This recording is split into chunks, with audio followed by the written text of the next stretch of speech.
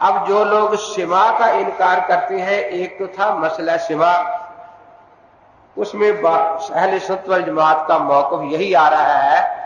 کہ حضرات انبیاء علیہ السلام کے سما میں کبھی کسی نے انکار نہیں کیا، اور غیر انبیاء علیہ السلام کے سما میں صوفیہ کرام 100% قائل ہے سما کے، فقہائے کرام 98% قائل ہے، تو اس لیے ان میں گنجائش ہے۔ اگر کوئی شخص غیر انبیاء علیہ السلام کے سما کا انکار کرتا ہے تو ہم اس کو اہل سنت والجماعت سے خارج قرار نہیں دیتے، لیکن جو انبیاء علیہ السلام کے سما کا قائل نہیں، وہ یقین اہل سنت والجماعت سے خارج ہے اور بدعتی ہے۔ یہ ہے اصل مسئلہ سما۔ لیکن انہوں نے ایک بات عوام میں پھیلائی ہوئی ہے کہ سما کا مسئلہ شرک کا دروازہ ہے، حالانکہ غلط ہے بالکل۔ یقین آپ اس وقت میرے سما کے قائل ہیں یا نہیں؟ میں آپ کے سما کا قائل ہوں یا نہیں؟ تو اس سے شرک ہو جائے گا کوئی؟ اب زندوں کا سما بھی تو ہے نا، اس میں شرک کی کون سی بات ہے کہ جی اگر مردہ بھی سن لے تو شرک ہے؟ میں پوچھا کرتا ہوں کس سے، زندہ کے ساتھ یا خدا کے ساتھ؟ یا یہی کہو کہ زندہ کے ساتھ شریک ہو گیا وہ، کہ زندہ بھی سنتا ہے مردہ بھی، یہ تو نہیں کہ خدا کا شریک ہو گیا۔ تو اس لیے وہ یہ کہا کرتے ہیں کہ جی اس سے شرک کا دروازہ کھلتا ہے، حالانکہ یہ کوئی ایسی بات نہیں ہے، شرک کا دروازہ کھلتا ہے۔ دیکھیے آپ سن رہے ہیں، میں صرف اتنے اعتبار سے بیان کرتا ہوں کہ آپ میری بات سن رہے ہیں، یہ کوئی شرک نہیں۔ ہاں میں آپ کو حاجی درواز سمجھوں، مشکل کشا سمجھوں، آپ سے مرادیں مانگوں، پھر شرک بنے گا نا۔ آپ کی عبادت شروع کر دوں پھر شرک بنے گا یا نہیں بنے گا؟ تو اس لیے ان سے مرادیں مانگنا، ان سے خدائی اختیارات ان میں مان لینا، یہ تو خدا کے ساتھ شرک ہے، اور زندوں والی بات کوئی ان میں مان لینا زیادہ زندوں کے ساتھ شرک ہوگا، خدا کے ساتھ تو شرک نہیں ہوگا نا۔ لیکن جس طرح وہ یہ کہتے ہیں کہ یہ شرک کا دروازہ ہے، اس سے بچنا چاہیے، اب ہم بھی یہی کہتے ہیں کہ عدم سما کا عقیدہ عذاب و ثواب قبر اور انکار حیات النبی کا فاٹک بن چکا ہے۔ یہ لوگ پہلے سما کا انکار کرتے ہیں، پھر سرے سے عذاب و ثواب کا ہی انکار کر دیتے ہیں، تو یہ کفر کا فاٹک بن چکا ہے۔ اس لیے اب اس پہلو کا احتیاط رکھنا چاہیے کہ عدم سما کی طرف لوگوں کو دعوت نہیں دینی چاہیے، تاکہ وہ عذاب و ثواب قبر کا انکار نہ کر جائے۔ اسی لیے اگر کوئی یہ کہتا ہے کہ میں غیر انبیاء علیہ السلام کے عدم سما کا قائل ہوں، تو اب اس سے یہ پوچھنا ضروری ہے کہ تو جسم کو عذاب و ثواب میں شریک سمجھتا ہے یا نہیں۔ اگر وہ دونوں باتوں کا اقرار کرے کہ میں عذاب و ثواب کا تو جسم کا قائل ہوں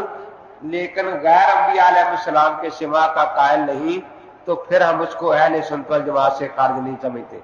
کیونکہ بہرحال کسی درجے میں اس کو ہم اہل سنت والجماعت مانتے ہیں،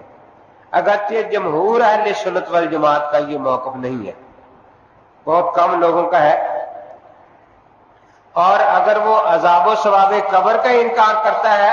تو پھر اہل سنت والجماعت کو کجا بعد کے فتویٰ کے نزدیک تو وہ اسلام سے خارج ہو جاتا ہے اگر عذاب و ثواب قبر کا انکار کرتا ہے۔ تو اس لیے سما کے بارے میں یہی بات ذہن میں رکھیں کہ انبیاء علیہ السلام کے سما میں کوئی اختلاف نہیں۔ ہم نے بارہ ان حضرات سے کہا کہ کسی ایک صحابی کا نہیں، محدث کا نہیں، فقیہ کا نہیں، کسی چور، زانی، ڈاکو کا قول بھی نہیں ملتا جو مولوی عنایت اللہ شاہ سے پہلے سے یہ سما انبیاء علیہ السلام کے سما کا انکار کرے، یا کوئی ایسا قول نہیں ملتا کہ جو عوام کے سما کا قائل ہے وہ کافر یا اہل سنت والجماعت سے خارج ہے۔ اب پہلے تو یہ لوگ سما کے قائل رہے، چنانچہ سن 1959 میں جو تعلیم القرآن ستمبر کو شائع ہوا اس میں صاف ہے، مولانا غلام اللہ خان صاحب کی دستخط ہے کہ انبیاء علیہ السلام کے سوا میں بالکل کوئی شبہ نہیں، وہ روضہ پاک پر پڑا ہوا صلاۃ و سلام سنتے ہیں۔ پھر 1960 میں 50 علماء کے دستخطوں سے جو تحریر تعلیم القرآن میں شائع ہوئی ہے، اس میں بھی یہی ہے کہ انبیاء علیہ السلام کو موت کے بعد شہداء کی طرح حیات حاصل ہے۔ ہم اس کو حیات برزخی کہتے ہیں، لیکن جو اس حیات کو حیات دنیاوی کہتا ہے، ہم اس کو بھی اہل سنت والجماعت سے خارج قرار نہیں دیتے، کیونکہ یہ حیات جو ہے یہ قرآن پاک اور احادیث صحیحہ سے ثابت ہے۔ پھر 1962 میں وہ فیصلہ سامنے آ گیا جو قاری محمد طیب صاحب رحمۃ اللہ علیہ نے تحریر لکھی، جس پر مولانا غلام اللہ خان صاحب، قاضی نور محمد صاحب جو صدر تھے اشاعت توحید و سنہ کے، مولانا محمد علی صاحب جلندری، ان حضرات کے دستخط ہیں کہ رسول اقدس صلی اللہ تعالی علیہ وسلم عالم برزخ میں قبر شریف ساتھ تشریح ہے، قبر شریف میں بتعلق روح حیات ہے، اور روضہ پاک پر پڑا ہوا صلاۃ و سلام آپ خود سنتے ہیں۔ اس کے بعد پھر 1984 تک یہ ان کے دستور میں لکھا ہوا تھا کہ جو لوگ انبیاء علیہ السلام کا سماع یا عوام کے سماع کے انکار کرنے والے کو کافر کہتے ہیں، ان کا ہماری جماعت اشاعت توحید و سنہ کے ساتھ کوئی تعلق نہیں۔ انبیاء علیہ السلام کے سماع کے قائل کو ہم اہل سنت والجماعت سے بھی خارج قرار نہیں دیتے، لیکن آج کل یہ بالکل انکار پر اتر آئے ہیں۔ چنانچہ رجوع الی الحق کے نام سے ان کے نغمہ توحید رسالہ میں جو گجرات سے نکلتا ہے، اس میں مولوی عنایت اللہ شاہ صاحب کا رجوع چھپا ہے کہ میں پہلے کافر نہیں کہتا تھا قائلین سماع کو، اب میں کافر کہتا ہوں، پہلے عقیدے سے میں نے رجوع کر لیا ہے۔ اس پر مثالیں دی ہیں کہ فلاں امام نے فلاں مسئلے سے رجوع کیا، فلاں امام نے فلاں مسئلے سے رجوع کیا، فلاں امام نے فلاں مسئلے سے رجوع کیا، 2-4 مثالیں ذکر کر کے پھر اپنے رجوع کو اس مد میں داخل کیا ہے۔ میں نے انہیں لکھ کر بھیجا کہ ایک ہے اجتہادی مسائل میں رجوع، ایک ہے ایمان کفر میں رجوع۔ اس کی مثال آپ کو کسی مسلمان عالم میں یا مجتہد میں نہیں ملے گی۔ اس کی مثال تو صرف مرزا غلام احمد قادیانی ہے کہ وہ زندگی کے 53 سال یہ کہتا رہا کہ حیات مسیح قرآن سے ثابت ہے۔ اس کے بعد کہنے لگا کہ جو حیات مسیح کا قائل ہے وہ کافر ہے، مشرک ہے،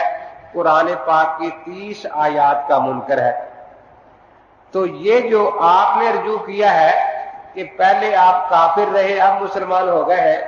اور پہلے جتنے مسلمان تھے ان کو آج آپ کافر کہتے ہیں،